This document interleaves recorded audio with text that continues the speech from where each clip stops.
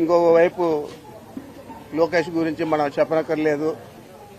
జరిగిన దారుణాలన్నీ కూడా అతని ద్వారానే జరిగాయి. మరి చంద్రబాబు నాయుడు వాళ్ళిద్దరికీ కూడా వత్తాసు పలికే పరిస్థితి తప్ప ఈ జరిగిన తప్పును సరిదిద్దుకోవాలనే ఆలోచన, ఆ వయసుకు తగినట్లు ప్రవర్తించాలనే ఆలోచన కూడా చంద్రబాబు నాయుడు చేయలేదు.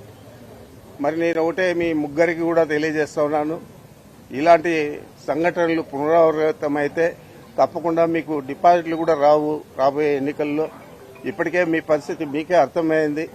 ఈరోజు శాసనసభలో చూశాము, ఎవరు కూడా మా ముఖం చూసే పరిస్థితి కూడా లేకుండా వాళ్ళు నేరుగా అట్లా గవర్నర్ కల్లా చూసుకున్నారు తప్ప మా గురించి మాట్లాడడం చూడడం కూడా చేయలేదు. గతంలో కంటే ఈరోజు అంత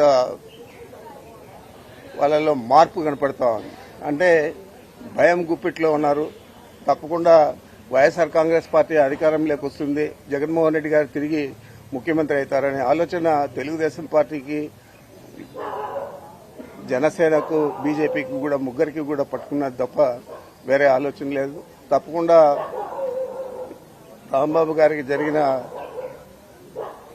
ఇబ్బందులన్నిటికీ కూడా మన వైఎస్ఆర్ కాంగ్రెస్ పార్టీ అండగా ఉంటుంది, జగన్మోహన్ రెడ్డి గారు అండగా ఉంటారు. తప్పకుండా దీనికి ప్రతిఫలం చేసిన వారందరూ కూడా అనుభవించక తప్పదని చెప్పి మీ ద్వారా తెలియజేస్తాం.